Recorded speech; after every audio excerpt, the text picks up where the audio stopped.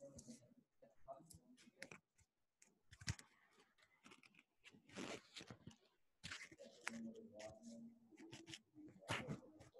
اللہ الرحمن الرحیم۔ السلام علیکم اسٹوڈنٹ، کلاس 7 اسلامیات کا ٹیچر حافظ نوید احمد آپ سے مخاطب ہے۔ میرے بچوں، آج ہم لیکچر نمبر 22 کے ساتھ حاضر خدمت ہیں، اور میرے بچوں آج کا ہمارا سبق جو ہے وہ غزوہ حنین ہے۔ سبق کا عنوان کیا ہے؟ غزوہ حنین۔ آج میرے بچوں ہم اس کے پہلے 5 شارٹ کوسچن کریں گے، اور میرے بچوں ایم سی کیوز آپ لوگ خود کریں گے۔ تو جی میرے بیٹو، آپ لوگ نوٹس اوپن کر لیں۔ نوٹس کا پیج نمبر ہے 27۔ بڑے مختصر سے سوال ہے میرے بچوں۔ وادی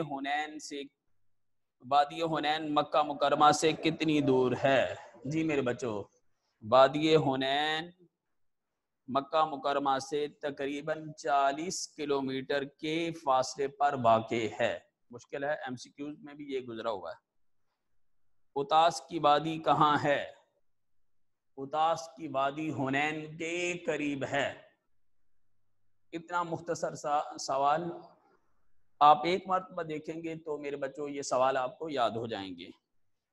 جی میرے بچوں، کوسچن نمبر 3، غزوہ حنین کس سن ہجری میں پیش آیا؟ غزوہ حنین 6 شوال 8 ہجری میں پیش آیا۔ فتح مکہ کے بعد نبی پاک صلی اللہ علیہ وسلم نے وادی حنین کو فتح کیا تھا۔ جی میرے بچے، کوسچن نمبر 4، حضرت عباس نے صحابہ کرام کو کن الفاظ میں پکارا؟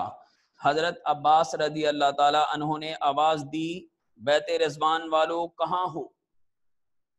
بیت رضوان والو کہاں ہو؟ تو میرے بچوں یہ بات ذہن نشین رکھنا کہ حضرت عباس کی آواز سب سے زیادہ بلند تھی، اور وہ اونچی آواز پہاڑ کے اوپر جا کر کھڑے ہوئے۔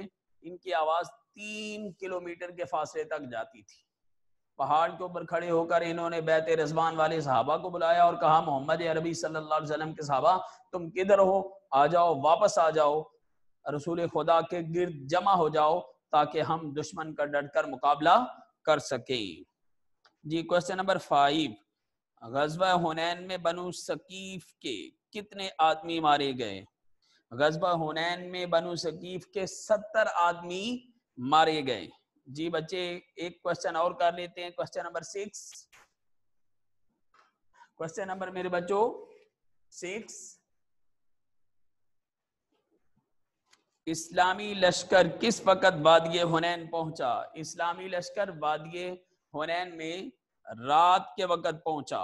اسلامی لشکر رات کے وقت وادی حنین میں پہنچا۔ اور میرے بچوں ان کو آپ نے اچھے طریقے سے یاد کر لینا ہے تاکہ ابھی سے ہی آپ کی بیس جو ہے وہ اچھی بن جائے، اور یہ چیپٹر آگے جو آ رہے ہیں بہت ہی آسان ہے۔ میرے بچوں آپ ایک ایک مرتبہ اس کو پڑھیں گے، آپ کو خود بخود اس کے short question M C Qs اور لانگ کوسچن یاد ہو جائیں گے۔ تو ٹھیک ہے میرے بچوں، کل تک کے لیے اللہ حافظ، السلام علیکم ورحمۃ اللہ۔